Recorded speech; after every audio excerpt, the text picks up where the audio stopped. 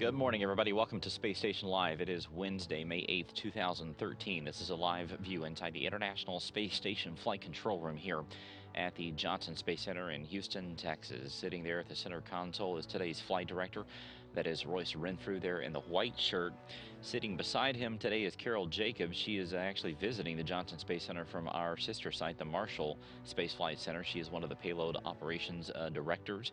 She is also joined by Jason Norwood, who is sitting just out of camera view. There on the left-hand side is Serena Austin. She is the Capcom for today, talking with the crew on board the International Space Station. Up on board, Chris Hadfield, who is the commander of Expedition 35, is busy this morning. He's been using a microscope and a camera to take some photos of some of the crystal growth in one of the NanoRacks modules. This is some of the small plug-and-play modules that are flown by students and researchers alike. There's a standard rack up on board the International Space Station that these NanoRacks are plugged into. And this one, as we talked about, is looking at crystal growth. He's also sampling some of the recycled water on board the International Space Station, just making sure that it is acceptable for the crew to use and that there's nothing growing in it. He has also been busy today scrubbing the water loops inside the Quest airlock, which is where the spacesuits and all the different tools that the crew uses when they step outside, and just making sure that those are up and running as expected. He also downloaded some data for the integrated cardiovascular experiment, which looks at how the heart muscle gets smaller while the crew is up on orbit. Pavel Vinogradov, one of his fellow crew members, has been collecting some surface samples from parts of the Zvezda service module. He worked in the Zarya module earlier this week. This is part of the systematic and routine examining of the inside of the space station to make sure that the environment's okay for the crew to live in. Chris Cassidy and Tom Marshburn have also been busy this morning. Cassidy powered up the Robonaut robot on board for today's checkout activities. Robonaut's been being put through its paces this week as it performs some routine tasks to check out its systems. And Cassidy and Marshburn also spent the majority of their morning removing the air selector valve that is part of the carbon dioxide removal assembly, which is inside the Tranquility node. Cedra, as it's called, helps scrub the air of carbon dioxide and to maintain it for the crew to breathe. So they're going to swap out that valve this morning and finish up that activity this afternoon. Alexander Mazurkin has been working on the immuno experiment that takes a look at changes in stress and immune system up on board the International Space Station and how that affects the astronauts and cosmonauts. And Roman Romanenko has been working on what's called the LBNP exercise. This is lower body negative pressure.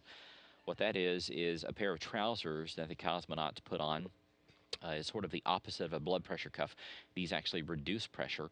It pulls blood down from the top of the body down to the legs, and it sort of emulates what the crews will experience whenever they return to Earth after 5 or 6 months up in space. It helps them better understand how the body reacts after they come back to Earth.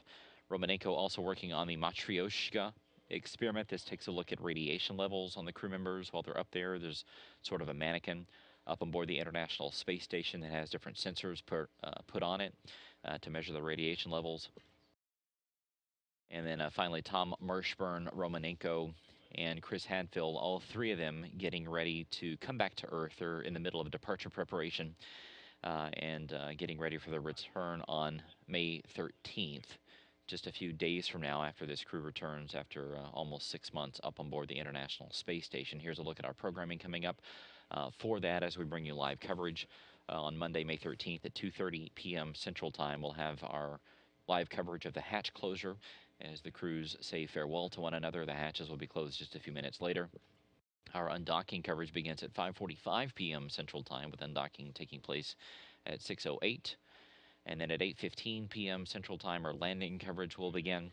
Landing will take place at 9:31 p.m. Central Time. They're going to be landing to the south of the city of Karaganda. That is the southern landing zone. That's going to be 8:31 a.m. local time there. And finally, today, the crew has several different crew Earth observation opportunities, a chance for them to take a look down at the planet below to take some pictures if they have a chance. They're going to be flying over the Mississippi Delta region here in the United States. It's been interesting because there's been some delta growth over the past 5,000 years. The coastline has expanded between 15 and 50 miles as that Delta River region increases, so they're going to get a chance to take a look at that. They're going to be flying over parts of Cuba today and also the California wildfires that have happened over the last several days. There's 44,000 acres that have burned there in Southern California.